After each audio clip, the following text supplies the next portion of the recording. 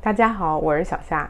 之前我们做过一期中产阶级的视频啊，很多人呢都特别感兴趣，但是也有网友指出说，这个中产的范围呢其实特别的广。如果按照收入分的话，只要夫妻2人的年薪加一起在30万美金以上，那就已经跨越了中产阶级了。那其实听上去好像也没那么难，是吧？纽约和加州大部分双职工夫妻都能做到这一点。码农、金融、咨询都是高收入的行业。那这个呢就搞得跨过中产大家就都一样了，2个码农和美国老牌富豪就都在同一个层次了。所以呢，社会学家们也感受到了这个需求，于是就把这个级别继续细化了，延伸出来了一个 upper middle class 上中产阶级，也就是比中产阶级高，但是没有真正达到所谓顶流的状态。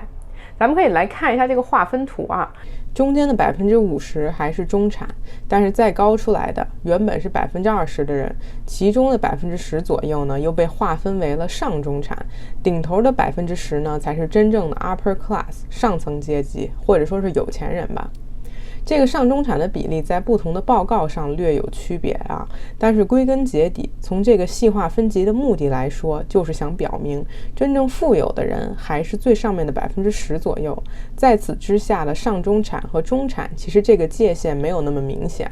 上次的视频呢，我说了我们家的生活费，其中很重要的2个因素就是第一，我们生活在纽约，那有几个生活水平很高、物价很高的城市，你想维持所谓的中产和上中产，需要的收入自然就更多。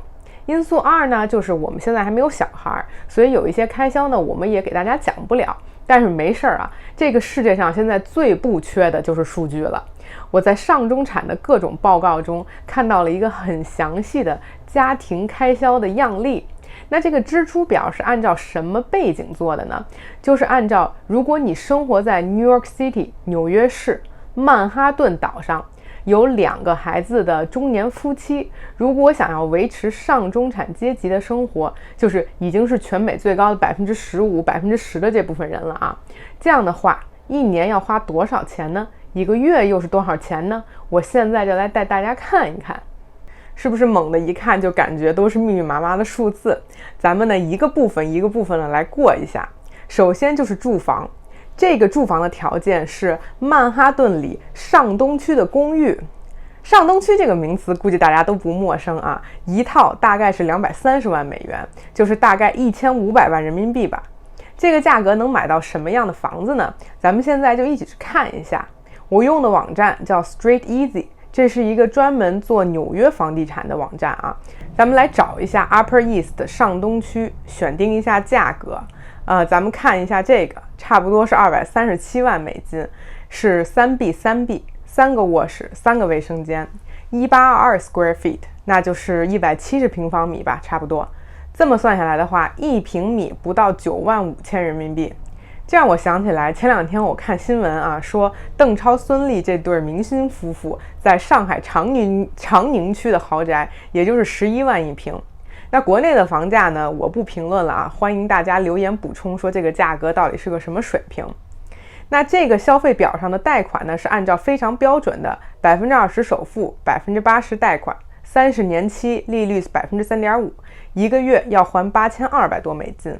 房地产税大概是2000，物业费1500，保险和水电费等等1000。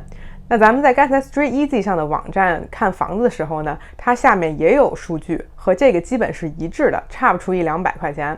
那这些开销的种类呢，我们在之前的房地产视频里说过很多次了啊。每个月你肯定不是只有房贷的，所有的这些加一起，一个月的住房开销是12762美元。接下来呢，就是很多人关心的孩子教育的费用了啊。上东区的家长呢，肯定是把孩子都送到私立学校了。那一个孩子一个月除了学杂费，还有家长捐款，要5000块钱，2个孩子就是1万。这个和实际情况其实特别符合啊。我公司里面基本副总裁级别的以上的老板都是这样的，他们的孩子从小就上私立，一年学费差不多是5万美元。至于捐款呢，是因为私立学校经常要搞一些宴会啊、拍卖会啊，比如学校的艺术老师作画，让家长呢参与拍卖。反正说着不好听的，就是变着花样收钱吧。总之就是你2个孩子上私立学校的费用就是1个月1万美金了。那还有一个呢，就是课外班，比如学钢琴、网球、冰球、小提琴之类的，这都得花钱吧，1个月就得1000刀，这预算不多了。毕竟有名的老师1个小时就收200刀的都有，这个1个月1000的开销啊，也就是上一上小班课，肯定不是私教，这个符合上中产的这个定义和水平啊。那夏令营呢，就是主暑假3个月的时候呢，会有不间断的各种活动，兴趣班啊什么的。这个预计呢是1个孩子9000，2个孩子1年18000，所以教育费用上2个孩子1个月平均要12500美金，和住房的开销基本是一样的。然后呢就是车，说实话看到上面的2项开销以后啊，车就跟不要钱一样啊。这个开支表的标准呢是1辆4万美元的车，而且一般这种车呢还是家庭用车为主。这个1年6000呢，我感觉它是按照折旧计算的，就是大概7年换一辆车。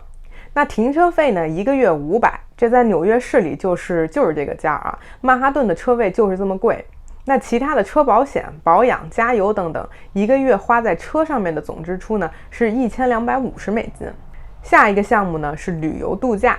首先呢就是夏天的度假别墅旅行啊，因为夏天除了小朋友的夏令营，一家人呢还可以一起休假，去凉爽的地方或者海边租个大房子，一起度假呀旅游。有的时候呢也可能是几个家庭一起组织的上中产阶级的这个社交聚会啊。反正这种开销呢，我个人其实是完全不了解。看这个意思呢，应该也不是说只是租房，而应该是指夏天度假的全部花费包在一起。就相信这个上面的数字吧。那1年呢要24000美金，平摊下来1个月呢就是2000美金，这还真挺贵的。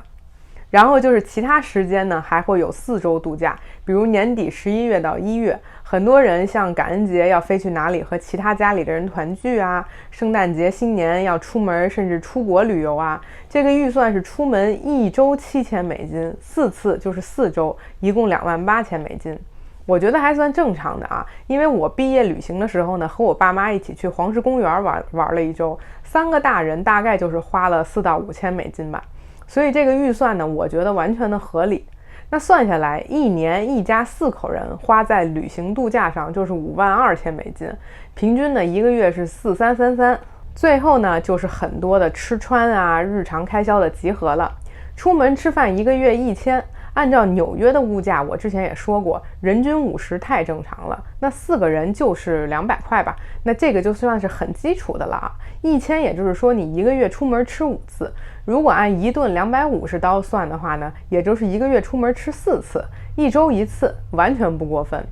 衣服1个月2000，我就有点想象不出来啊。毕竟一身有名牌的西装吧，可能500到600，但你也不是每个月都买啊。那可能是贫穷限制了我的想象力啊，这毕竟是人家上中产阶级的生活。奢侈品呢，1年12000，感觉呢是说女士买1到2个包，可能看什么牌子了，加上或者皮鞋、首饰啊什么的。